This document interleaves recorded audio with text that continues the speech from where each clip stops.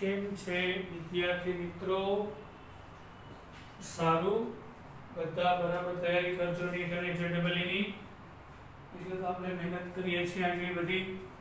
સારા mark લાવજો, બધા lecture regular જોજો અને આખા જોજો. હવે આપણે વાત કરીએ સંશ્લેષિત પોલિમર પદાર્થો. ઘણા બધા મોનોમર જોડાય લાંબી શૃંખલા બનાવે અને સંશ્લેષિત પોલિમર પદાર્થ કહેવાય. પણ જે પોલિમર બનશે એ બધાની લંબાઈ એક સરખી હોતી નથી. તો એનો અણુભાર પણ એક સરખો ના હોઈ શકે. જે લાંબી શૃંખલાઓ બને તેની અંદર જે મોનોમર અણુઓ રિપીટ થાય છે એની સંખ્યા જુદી હોય છે. એટલે અણુભાર સરેરાશ લેવામાં આવે છે. એટલે કે પોલિમર પદાર્થનો અણુભાર સરેરાશ લેવાય છે. તો આ અણુભાર બે રીતે લેવાય છે. એક સંખ્યાદર્શક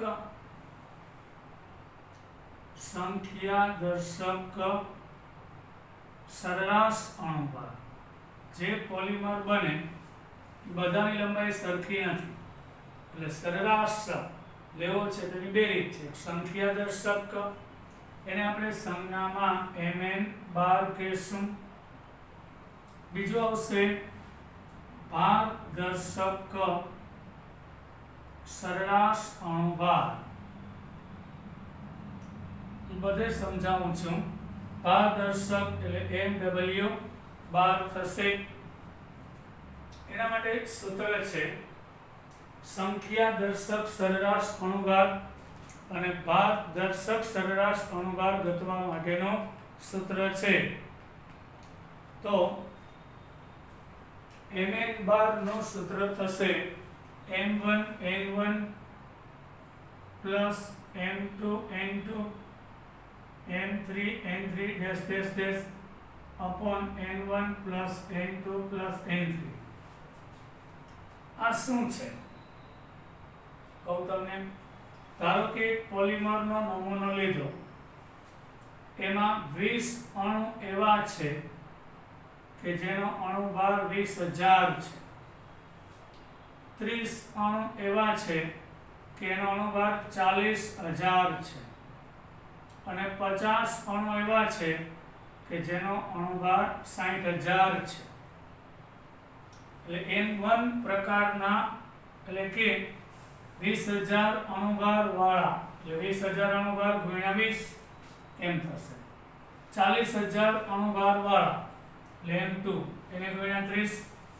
પછી 60,000 અણુભાર વાળા તો અહીં 60,000 એને ગુણ્યા 30. આ તો આપણે 3 પ્રકારના લીધા. હવે 4 પ્રકાર 5 પ્રકાર હોય તો એ રીતે. અને છેદમાં કુલ અણુની સંખ્યા એટલે 20 + 30 + 50 એટલે ટોટલ કેટલા થશે? 100 થશે. એના વડે ભાગવામાં આવે છે. તો આ દાખલો આપણે લઈએ તો અહીં આપણે 3 જ આવશે ને.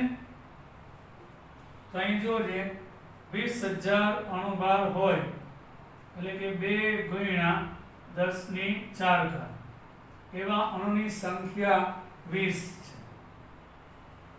પછી 4 ગુણ્યા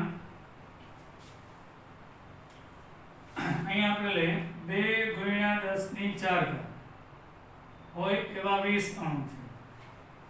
4 ગુણ્યા 10⁴ અણુભાર હોય એવા 30 છે. અને 6 ગુણ્યા 10⁴ હોય એવા 50 છે. અને છેદમાં 20 + 30 + 50.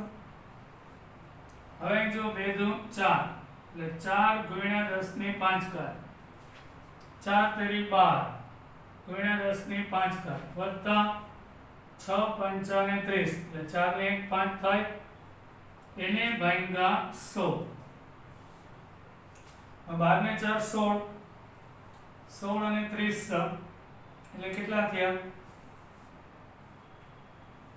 46. 46 ગુણ્યા 10⁵ ભાગ્યા 100 અહીં 100 ઉડી જાય એટલે 46 ગુણ્યા 10 ની 3 ઘાત એટલે 46000 આવશે. આ થયો સંખ્યા દર્શક સરેરાશ અણુભાર કહેવાય. આ એનું સૂત્ર. હવે ઘણી વખત આ સૂત્ર આમ પણ લખશે. સમેશન એટલે કે સરવાળો. mn બાર બરાબર સિગ્મા લેવાય છે. ni mi એટલે i પ્રકારના અણુ જેનો અણુભાર mi છેદમાં કુલ અણુની સંખ્યા. i પ્રકારના અણુની સંખ્યા યાદ થયું. આવા 4 ટાઈપના અણુ હોય તો પ્રોસેસ 4 વાર કરવાની. આ થયો સંખ્યા દર્શક સરેરાશ અણુભાર. અને સંખ્યા દર્શક યાદ રાખજો અભિસરણ દબાણથી માપવામાં આવે છે. સંખ્યા દર્શક સરેરાશ અણુભાર અભિસરણ દબાણ માપન પદ્ધતિ વડે માપવામાં આવે છે. હવે બીજું એક છે ભારદર્શક સરેરાશ અણુભાર. ભારદર્શક સરેરાશ અણુભાર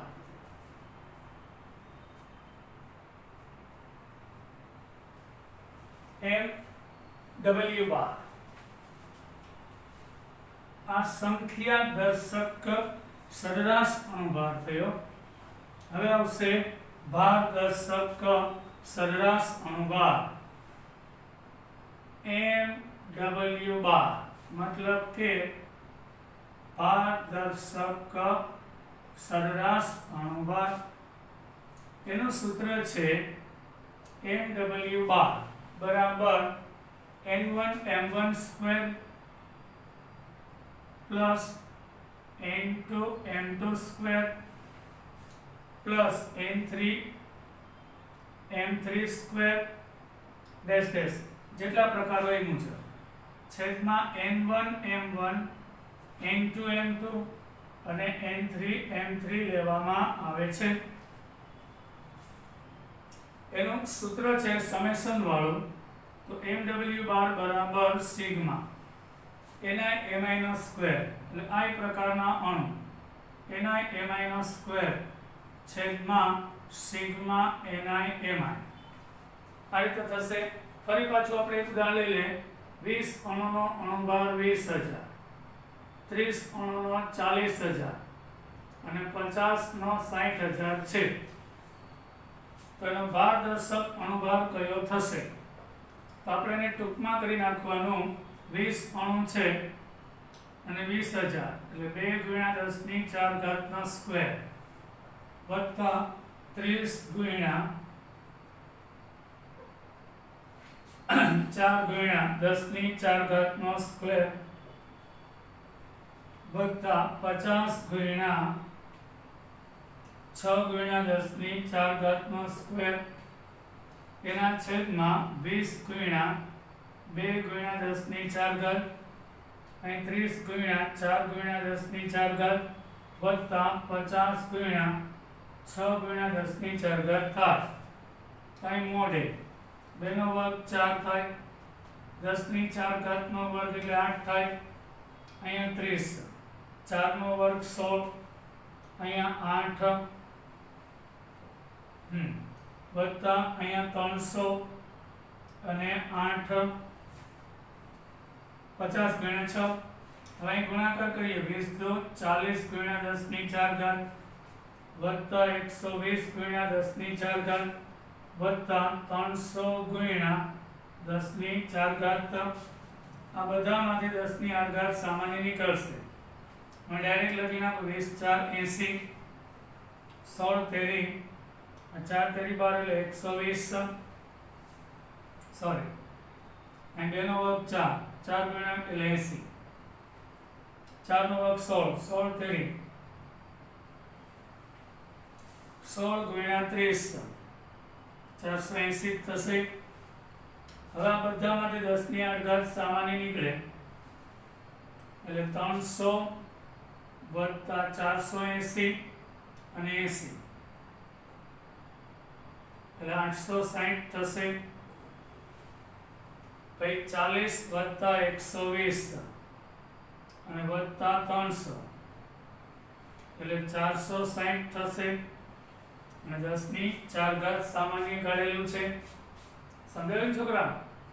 હવે બધા સ્ટુડન્ટને સમજાય છે ને? હવે 860 ભાગ્યા આપણે કરીશું 460 તો આપણને જવાબ મળશે અંદાજે રફલી ગણતરી કરીએ તો પહેલા તો 0 0 કાઢી નાખવાનું. આ ટ્રીક આપી દો. ચલો અહીંથી પેલા જાય 10 ની 4 ઘાત 86 ના અડધા 43 થાય. આના અડધા 23 થાય. હવે 43 ભાગ્યા 23 કરે 23 એકુ 23 થાય. બરાબર છે? આના અડધા 23 તો અહીંયા આગળ આવશે 20. અહીં પોઈન્ટ 0 20 પંચા 100 20 6 120 20 સત્તા 140 20 8 160. હવે એટલે આ 23 ગુણ્યા 8 કરો એટલે 184 થાય. એટલે 8 ભાગ ચાલશે 1.8 સમથિંગ આવશે. 1.80 એટલે 18,000 આનો પારદર્શક અણુભાર થશે. આ રીતે ગણતરી કરવામાં આવે છે. એટલે પોલિમર પદાર્થનો અણુભાર માપવાની બે રીત, મીટ અને જેડબલ્યુ માટે. હવે mn બાર અને mw બાર આપણે શીખા. હવે આપણે આગળ જઈએ પીડીઆર. એ શું છે? એ બહુ પૂછાય છે, એની આપણે વાત કરવા જઈએ છીએ. પોલી ડિસ્પર્સિટી ઇન્ડેક્સ કહેવાય છે પીડીઆર. પીડીઆર શું છે? Poly ડિસ્પર્સિટી index. પીડીઆઈ એટલે કે mw બાર ના છેદમાં mn બાર, એનો પીડીઆઈ કહેવાય છે. એટલે પોલિમર પદાર્થનો જે સંખ્યા દર્શક સરેરાશ અણુભાર અને ભાર દર્શકનો ગુણોત્તર. હવે મોનોડિસ્પર્સ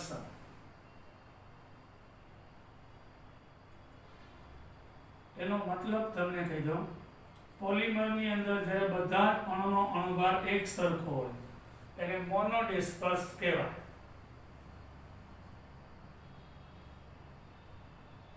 બધાનો અણુભાર લગભગ કેવો છે? સેમ હોય, એક સરખો હોય, તો એનો પીડીઆઈ 1 થશે. આ યાદ રાખજો એમસીક્યુ. તો એનો mw બાર અને mn બાર બે સમાન થાય. જો હું તમને ઉદાહરણ આપી દઉં, 20 અણુનો અણુભાર 20,000 છે. બરોબર? આપણે 100 અણુ લઈએ. ચલો 100 નો તો 100 ગુણ્યા 20,000 છેદમાં 100 એટલે એનો સંખ્યા દર્શક કેટલો આવ્યો? 20,000. અને ભાર દર્શક લઈએ તો 100 ગુણ્યા 20,000 નો વર્ગ છેદમાં 100 ગુણ્યા 20,000. તો એક વાર ઉડી જાય, આ ઉડી જાય તો 20,000 જ આવશે. આ ચાલો. એટલે જ્યારે બધા જ અણુનો અણુભાર એક સરખો હોય તો પીડીઆઈ 1 થશે. એને મોનોડિસ્પર્સ કહેવાય છે. મોનોડિસ્પર્સ એટલે સમજાય નહીં બધાને કે જ્યારે બધા જ અણુ અને અણુભાર એક સરખો હશે તો જે કુદરતી પોલિમર છે એ મોનોડિસ્પર્સ હોય છે. આ યાદ રાખજો ખાસ, મોસ્ટ એમ્પી. કુદરતી પોલિમર બધાનો પીડીઆઈ 1 હોય છે. કુદરતમાં મળતા બધા જ પોલિમરનો પીડીઆઈ 1 થશે. પોલિડિસ્પર્સિટી ઇન્ડેક્સ 1 હોય છે, કારણ કે કુદરતમાં મળતા બધા જ પોલિમર, સ્ટાર્ચ, સેલ્યુલોઝ, બધાની અણુભાર, અણુની લંબાઈ એક સરખી હોય છે, એટલે એનો પીડીઆઈ 1 થશે. હવે પોલિડિસ્પર્સ કોને કહેવાય? આ મોનોડિસ્પર્સ. હવે હમણાં આપણે જોયું હતું એ પોલિડિસ્પર્સના દાખલા હતા. પોલિડિસ્પર્સ કોને કહે છે? હવે જે પોલિમરની લંબાઈ એક સરખી હોતી નથી તેને પોલિડિસ્પર્સ કહેવાય છે. તો એનો પીડીઆઈ 1 કરતા મોટો હોય છે, મતલબ Mw બાર Mn બાર કરતા મોટો થશે. તો એનો પીડીઆઈ 1 કરતા વધારે ગણવામાં આવે છે, તેને પોલિડિસ્પર્સ કહેવામાં આવે છે. તો સંશ્લેષિત પોલિમર પદાર્થો, સંશ્લેષિત, આ બધા એમસીક્યુ, સંશ્લેષિત પોલિમર પદાર્થોનો પીડીઆઈ 1 કરતા મોટો હશે, કારણ કે એનો Mn બાર કરતા Mw બાર મોટો થઈ જાય છે. આ રીતે આપણે ગણતરી કરી શકાય છે. હવે આપણે આગળ જઈએ. હવે તમને બુકમાં એક શબ્દ છે બાયોડિગ્રેડેબલ અને નોન બાયોડિગ્રેડેબલ, એટલે જૈવ વિઘટનીય અને જૈવ અવિઘટનીય. તો પોલીએક્રિલોનાઇટ્રાઇલ, પીવીસી આ બધા સૂક્ષ્મ જીવો દ્વારા વિઘટન ન પામે, તો આપણે બાયોડિગ્રેડેબલ પોલિમર એટલે કે જૈવ વિઘટનીય. હવે વિશ્વની અંદર અત્યારે આનો વપરાશ વધી રહ્યો છે, તો આવા આપણે કેટલાક બાયોડિગ્રેડેબલ પોલિમરની ચર્ચા કરીશું.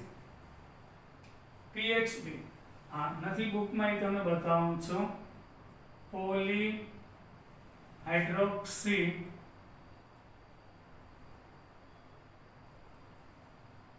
બ્યુટીરેટ. આ પોલિમર વપરાશ થયા બાદ પ્લાસ્ટિકની જેમ પડ્યું નહીં રહે, સૂક્ષ્મ જીવો દ્વારા વિઘટન થઈ જાય છે. હવે આ કેમાંથી બનશે? તો એનો મોનોમર છે 3-હાઇડ્રોક્સી બ્યુટેનોઇક એસિડ. 3-હાઇડ્રોક્સી બ્યુટેનોઇક એસિડ. અહીં ત્રીજા ઉપર OH હોય, એને 3-હાઇડ્રોક્સી બ્યુટેરિક એસિડ મોનોમર છે. એનું સંઘનન થાય છે. સંઘનન પોલિમરાઇઝેશન દ્વારા અથડામણ થવી. જો OH અહીંયા લઈ લો, CH3 અહીં લઈ લો, એટલે સમજવામાં સહેલું પડે.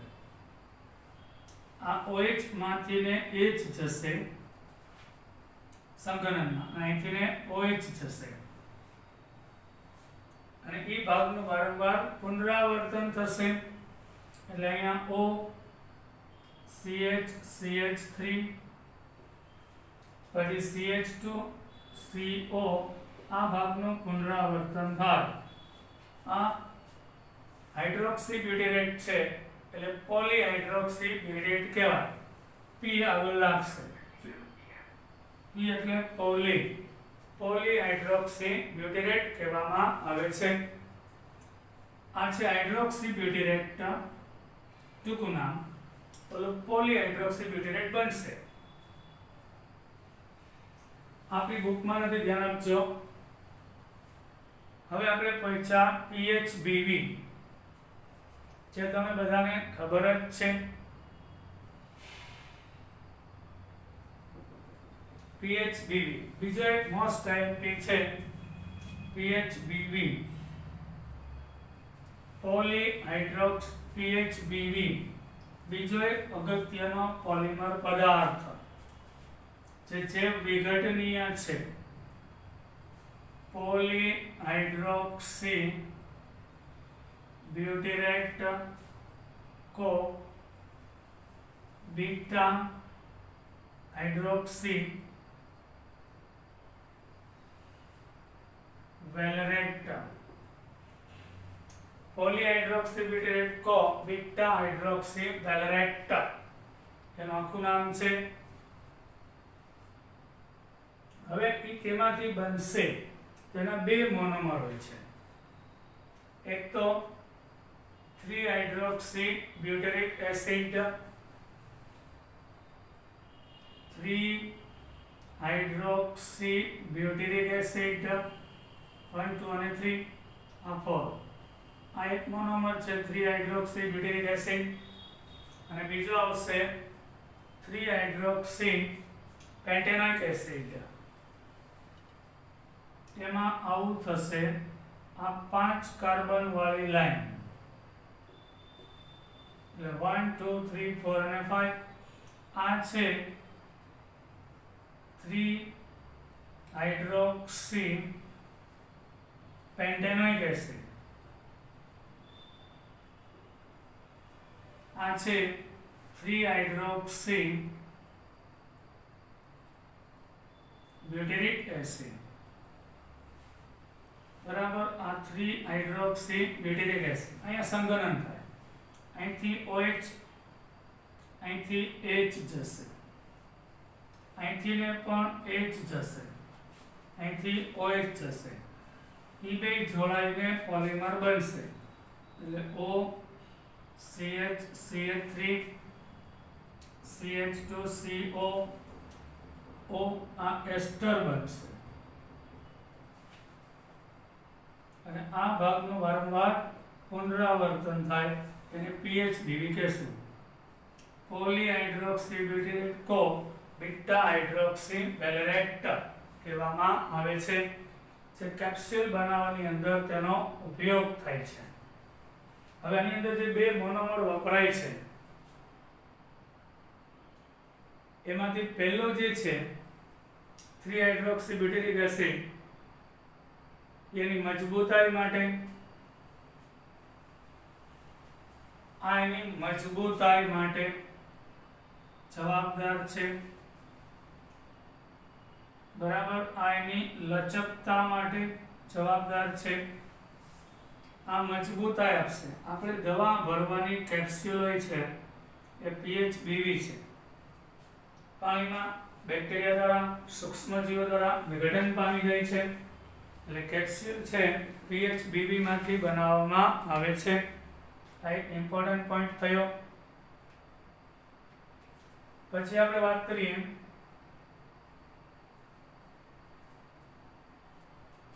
પર્યાવરણ દ્વારા, સૂક્ષ્મજીવો દ્વારા વિઘટન પામે છે. હવે આપણી બુકમાં PGA અને PLA એવા બે શબ્દ છે. PGA અને PLA.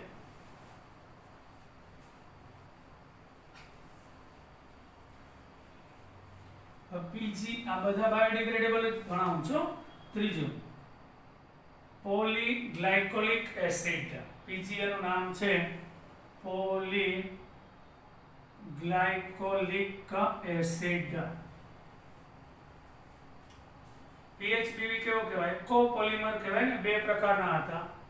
હવે ગ્લાયકોલિક એસિડ ને ગરમ કરતા અસંખ્ય અણુઓ.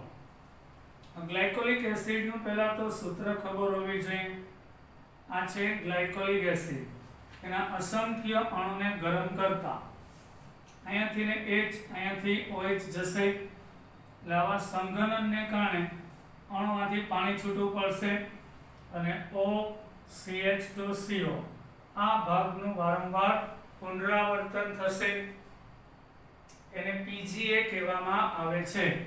પોલી આ ગ્લાયકોલિક એસિડ મોનોમર, એમાંથી પોલીગ્લાયકોલિક એસિડ બનશે.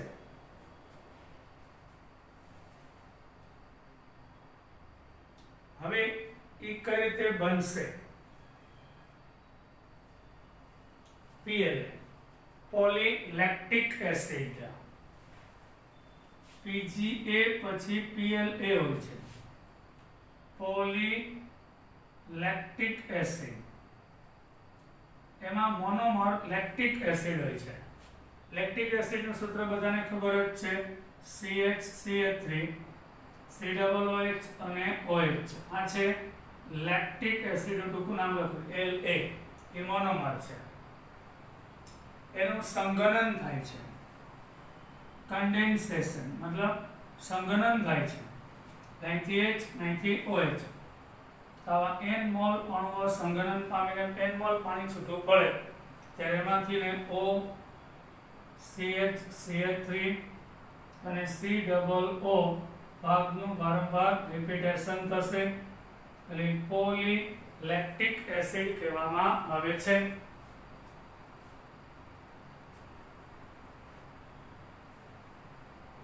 આ પણ બાયોડિગ્રેડેબલ છે. પછી આવશે નાયલોન ટુ નાયલોન 6,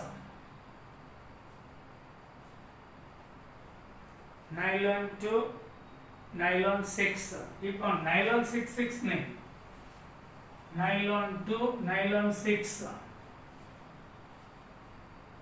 એ પણ એક બાયોડિગ્રેડેબલ પોલિમર છે. નાયલોન ટુ નાયલોન 6, 2 અને 6 એટલા માટે બે મોનોમર છે. એક ગ્લાયસિન હોય છે, NH2 CH2 COO, આ જે ગ્લાયસિન એનું ટૂંકું નામ GLY, ગ્લાયસિન એમિનો એસિડ છે.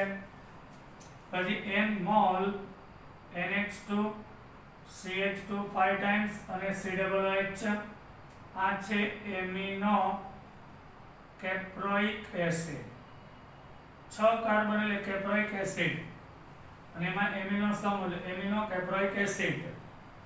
અહીંયા પણ ગરમ કરતા હીટ આપતા અહીંથી ને હાઇડ્રોજન જશે, અહીંયાથી ને OH જશે, H અને OH એટલે અહીંયા પણ પાણી છૂટું પડશે એટલે અહીંયાથી NH વધે, પછી CH2CO, અહીંયા NH CH2 5 ટાઈમ્સ અને COO, આ ભાગનું પુનરાવર્તન થાય. આના બે કાર્બન ગ્લાયસિનના કેપ્રોઇક એસિડના 5 ને 6 જોડાય માટેનું નામ નાયલોન ટુ નાયલોન 6 કહે છે.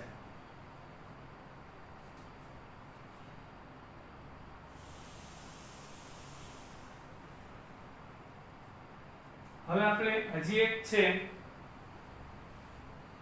એની અંદર પોલીકેપ્રોલેક્ટોન લેક્ટોન PCl.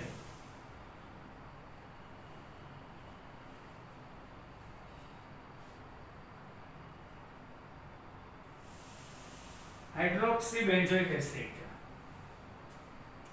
પેલા નામ તમને કહું. અને છઠ્ઠો છે બાયોડિગ્રેડેબલ પોલિમર, ઈ છે પોલીકેપ્રોલેક્ટોન, પોલીકેપ્રોલેક્ટોન લેક્ટોન.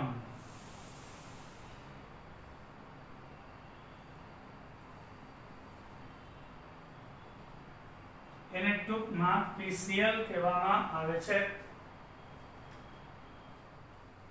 હવે કોના પોલિમરાઇઝેશન થી બનશે? 6 હાઇડ્રોક્સી હેક્સેનોઇક એસિડ, मतलब 6 હાઇડ્રોક્સી હેક્સેનોઇક એસિડ એનો મોનોમર છે એટલે CH2 CH2 CH2 CH2 CH2 COO, 1 2 3 4 5 ને 6, અહીંથી H જશે, અહીંથી OH. એને ગરમ કરતા સંઘનનથી અહીં ટૂંકાવી નાખીશું O, પછી CH2 5 ટાઈમ્સ અને CO, આ ભાગ રિપીટ થાય છે માટે પોલીકેપ્રોલેક્ટોન લેક્ટોન કહેવામાં આવે છે PCl. આ પણ એક બાયોડિગ્રેડેબલ પોલિમર ગણવામાં આવે છે. હવે આપણને છોકરાઓ પ્રશ્ન થાય કે આમાંથી સર કયા ટાઈપના ક્વેશ્ચન પૂછાય છે, તો ફર્સ્ટ ઓફ ઓલ તમારે ટેક્સ્ટબુક આખી એનસીઈઆરટી ની વાંચી લેવાની. બહારનું જે હતું મેં કહી દીધું. હવે આમાંથી જે ક્વેશ્ચન પૂછાય છે એ ચાર્ટ વાઇઝ હોય છે, એટલે કોલમ પ્રકારના પ્રશ્ન. તો કોલમ પ્રકારનો પ્રશ્ન કોલમ 1 અને કોલમ 2 હું 4 લઈશ એટલે તમને સમજવામાં સહેલું પડે. તો હું પહેલા લખીશ નિયોપ્રીન. ચાલો A B C D. ચલો A નિયોપ્રીન, B ગુટ્ટાપેરચા, C લઈશ ગુન્ના એસ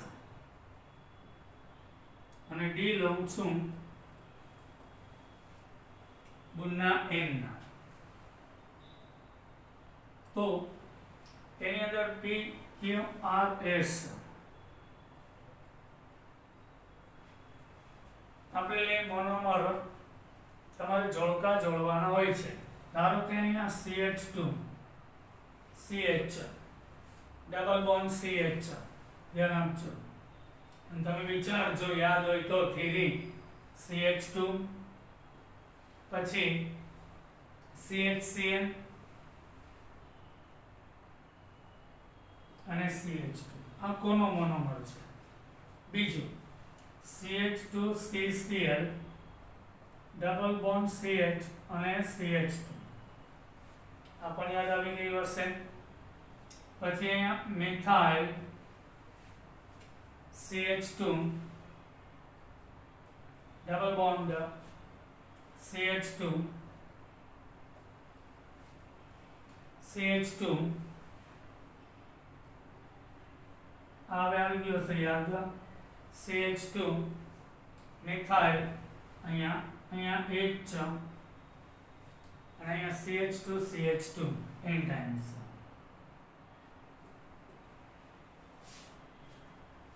આ R થયું. હવે S લઉં છું CH2CH ડબલ બોન્ડ CH પછી CH2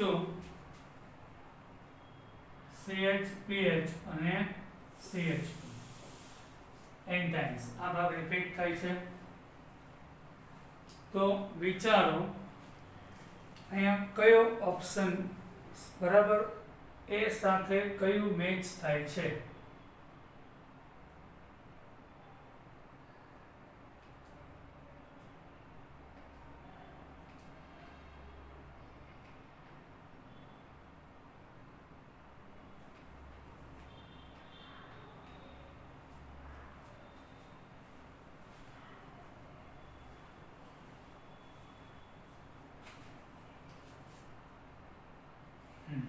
નિયોપ્રીન રબર એટલે કી. ક્લોરોપિન આવશે ગુટ્ટાપેરચા.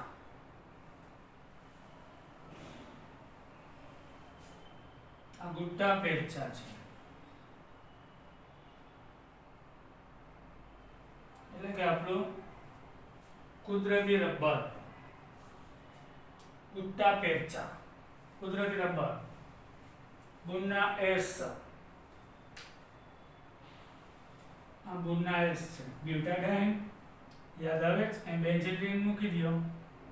સ્ટાઇરિન બ્યુટાડાઇન અને સ્ટાઇરિન ગુન્ના એસ. હવે એક જ વધ્યું ગુન્ના એન એટલે બ્યુટાડાઇન અને એક્રિલોનાઇટ્રાઇલ. આ ટાઈપના ક્વેશ્ચન પૂછાય છે બરાબર.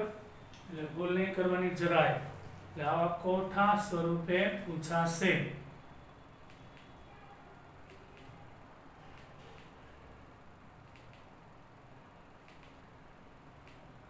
પછી આપણે વાત કરીએ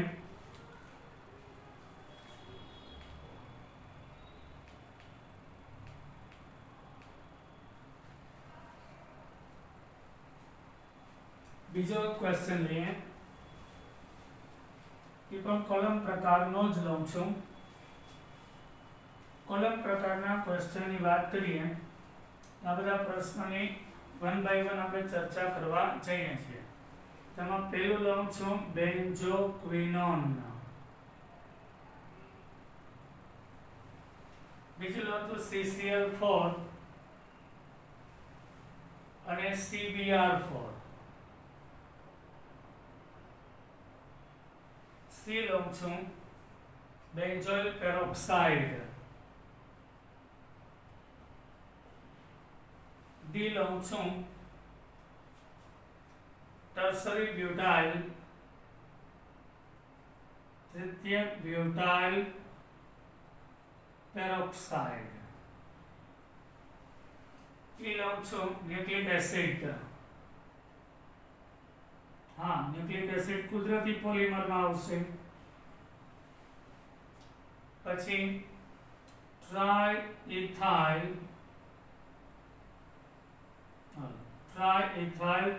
aluminium plus TiCl4, titanium tetrachloride. એમાં સામે લઉં છું PuRST અને U. તેમાં મુક્ત મૂલક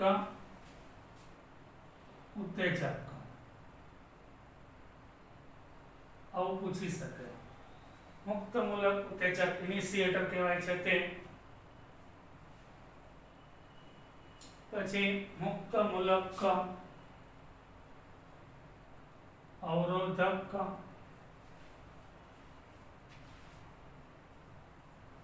શૃંખલા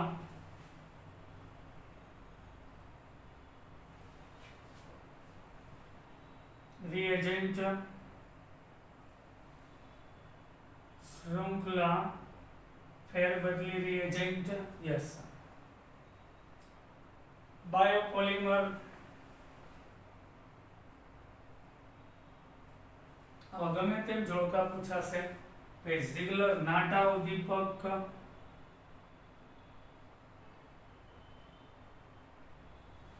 અને છેલ્લે HDPE.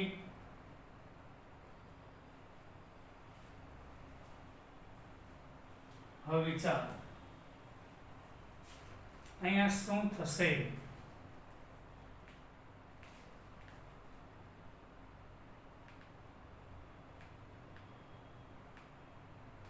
વિચારીને જવાબ આપો.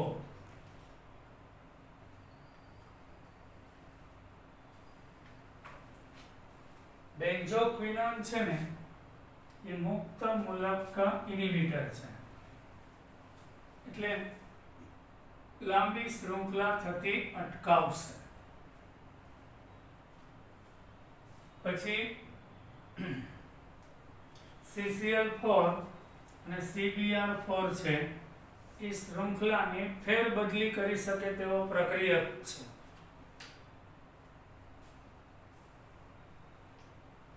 પછી આવશે બેન્ઝોઇલ પેરોક્સાઇડ. આપણી બુકમાં છે જ. મુક્ત મૂલક ઉત્તેજક છે. પ્રક્રિયાને પ્રારંભક તરીકે, શરૂઆતના પદાર્થ તરીકે વપરાય છે. પછી તૃતીયક બ્યુટાઇલ પેરોક્સાઇડ પણ સેમ, એમાં પણ P જ આવશે. તૃતીયક બ્યુટાઇલ પેરોક્સાઇડ. બરાબર. એ પણ એવો જ એક પ્રારંભિક મુક્ત મૂલક છે. ન્યુક્લિક એસિડ ખબર પડી ગઈ છે. એ કુદરતી પોલિમર એટલે બાયોપોલિમર છે, જૈવિક પોલિમર છે. F ટ્રાઇઇથાઇલ એલ્યુમિનિયમ અને TiCl4 એટલે આપણને ખબર જ છે ઝિગલર નાટા ઉદ્દીપક છે અને હાઈ ડેન્સિટી પોલિમર બનાવવામાં ઉપયોગ થાય છે. અહીં બે આવશે F માં, T અને U આવશે. આ ટાઈપના જોડકા ટાઈપના પ્રશ્ન છોકરાઓ પૂછાય છે. બરાબર. એટલે એમાં જરાય આપણે ભૂલ કરીશું નહીં. એટલે આ રીતે તૈયારી કરવાની રહેશે આ ચેપ્ટરમાંથી તમારે. હવે આપણે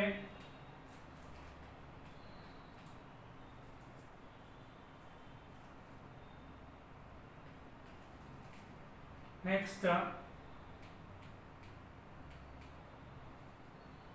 એક ક્વેશ્ચન લઈ લે હજી તમને મજા આવશે. ચલો ક્વેશ્ચન આજનો એની અંદર તમને કહું એ કોલમ ટાઈપનો પ્રશ્ન જ છે ગુણના એસ. ચલો બી નિયોપ્રેન, સી ગ્લિપ્ટાલ રેઝિન, પર્લોન એલ. આ બધું નવું છે શીખવાડું છું એટલે જ લીધું. નાયલોન 6 N10, પેરલોન યુ, આ પેરલોન એલ, પેરલોન યુ અને PHB. હમણાં બતાવ્યું પોલીહાઇડ્રોક્સી બ્યુટેરેટ કો, બીટા હાઇડ્રોક્સી વેલેરેટ, PQRST અને U લઈએ તો પોલીએમાઇડ. આમાંથી કયો પોલીએમાઇડ છે? પછી આવશે કોપોલિમર. કયો કોપોલિમર છે મતલબ કયા બે, એટલે કયો પોલિમર બે મોનોમર જોડાવાથી બનશે જુદા જુદા પ્રકારના. કયો હોમોપોલિમર છે? કયો પોલિએસ્ટર છે? પોલીયુરેથેન છે. અને છેલ્લે પોલીકાર્બામેટ એસ્ટર છે.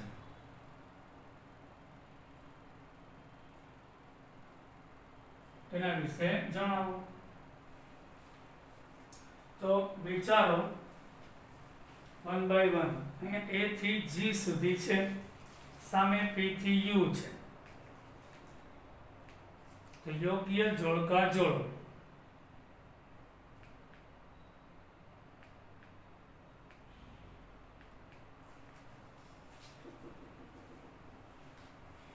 ગુણના S છે વિચારો પહેલેથી, એટલે બ્યુટાડાઇન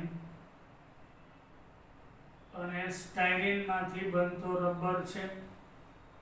એટલે એમાં બે જુદા જુદા મોનોમર માંથી બન્યું એટલે એમાં આવશે Q, કોપોલિમર છે.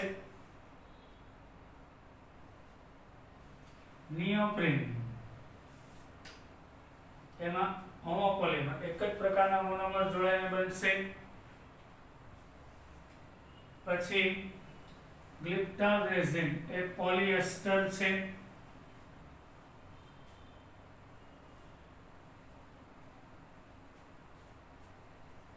પર્લોન એલ છે પોલીએમાઇડ છે. NH અને CO ભાગનું પુનરાવર્તન પર્લોન એલ કહેવાય, પોલીએમાઇડ છે. નાયલોન 6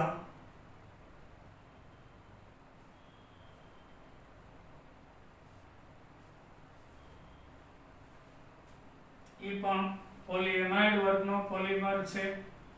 એમાં CO NH ભાગનું પુનરાવર્તન થાય છે. અને નાયલોન 6 અને 10 એટલે એક અણુના 6 કાર્બન અને બીજાના 10. એ પોલીએમાઇડ તો છે, સાથે કોપોલિમર પણ છે. કારણ કે બે ટાઈપના મોનોમર જોડાશે. નાયલોન 6 અને 10 લખેલું. આવું વિચારીને કરવું પડશે. પર્લોન છે પોલીએમાઇડ છે અને કોપોલિમર પણ છે. એટલે F માં આવશે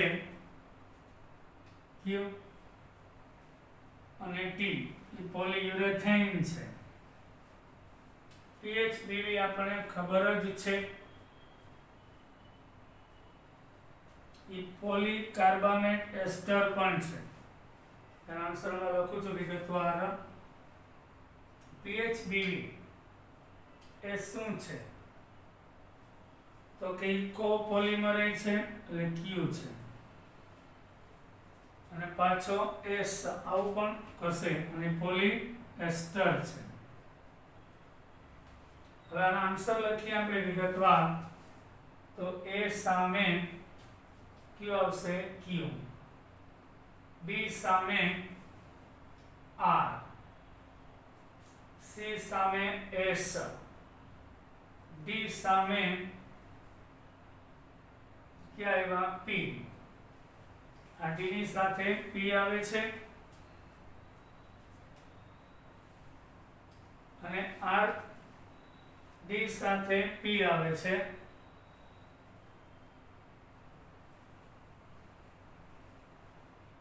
અને R પણ આવશે પરલોન L, એટલે હોમોપોલિમર પણ છે D એટલે પરલોન L ની વાત છે. હવે E છે આપણો, એમાં આન્સર જો નાયલોન 6 એટલે એમાં P અને Q પોલીએમાઇડ અને કોપોલિમર છે, P અને Q આવશે. આવા સામે ઓપ્શન આપેલા હશે. F છે પરલોન U છે, તેમાં તમે જો ત્રણ તીર બતાવે Q, T અને U, Q, T અને U છે. અને G છે છેલ્લું PHB, એમાં બધા Q અને S હોય છે. આ રીતે ક્વેશ્ચન તૈયાર કરવા પડશે. આવા કોઠા ટાઈપના પ્રશ્નો પૂછાશે. આજે અહીં સુધી રાખીએ. બાય. ફરી પાછા મળીશું. જય હિન્દ.